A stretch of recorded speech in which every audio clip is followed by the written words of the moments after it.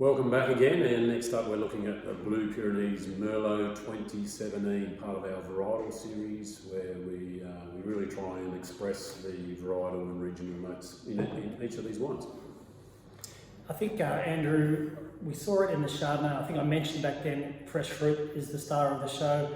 We saw it in the bone dry rosé, and the first thing when I smelled this lovely Merlot, I get that lovely red plum fruit character, touch of mint, touch of spice, which is pretty much consistent with a lot of Pyrenees red wines. But the star of the show, certainly for this wine, is that beautiful fresh fruit that we grow here on the vineyard.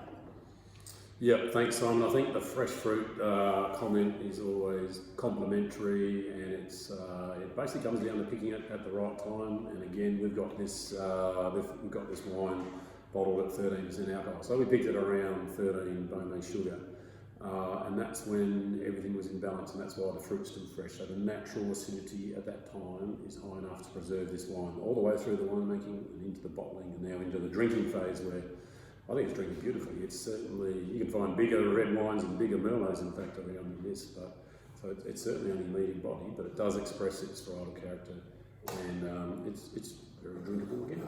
Is this one of the benefits of being an estate, in that rather than a truck has got to take the truckload of grapes to the other side of the state to go to the big winery to make it, cost effective, the tractor brings in the tub when it's full of, with a couple of tons, and 10 minutes after picking, it's in the press in the winery. Yeah, absolutely. The estate philosophy, the French used to call it the chateau advantage, which just means exactly that. You can process it quickly, the grapes are still fresh. It's like going to your own backyard and picking the fruit off your tree. It's always fresher, it's always the best. That's what it's like picking our grapes. So they don't get manhandled, they get straight into the processing system.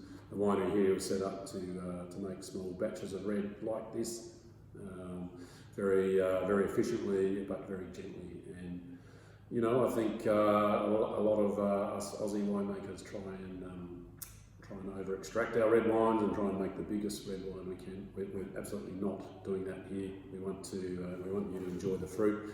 We want you to be able to have a glass or two, and we want it to be able to match with food. And I think with Merlot, I often think of something just slightly gamey. I'm thinking, could work with rabbit. Certainly the rabbit terrine we've got on the platters here, Simon, is a beautiful match. Yeah. Maybe duck, maybe pheasant, that sort of lightly gamey foods is really going to work with this Merlot, and we're very proud of it. So we've tried a Chardonnay, we've tried a Rosé, we're trying a Merlot. We're famous for our sparkling wine, our Midnight Cuvée, our Luna, our sparkling Shiraz.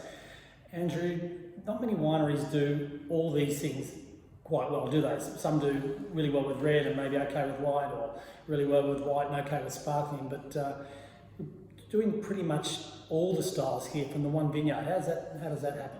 Yeah, it's a bit of a conundrum, you're right. It's quite rare in the world of wine, and it is one of the reasons I came here 17 years ago now, is because we can do that. We can do high quality in many different styles.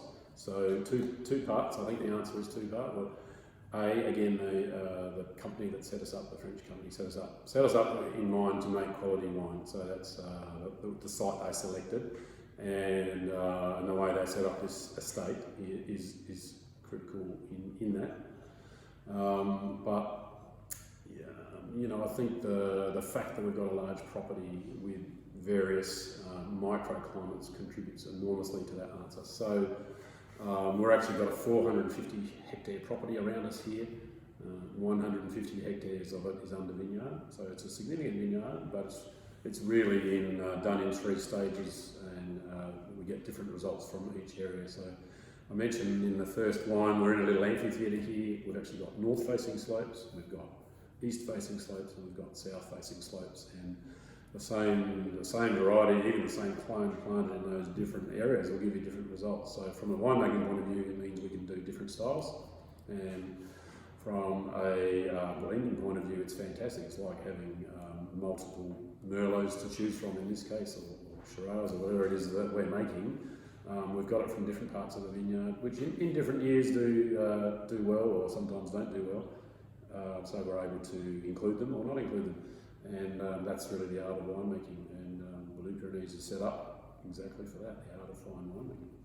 don't take our word for it. Come up and visit us. We're only 2 hours out of Melbourne. We've got a great cellar door. Our chef here is just smacking it out of the park in terms of food quality and interest factor. We're open 7 days a week, virtually every day of the year except Christmas and Good Friday. We'd love to see you up here. Come and get past that ring of steel that's gone now, so there's no reason why you can't come and visit us. Come and try our wines and say hello. We'd love to show you around.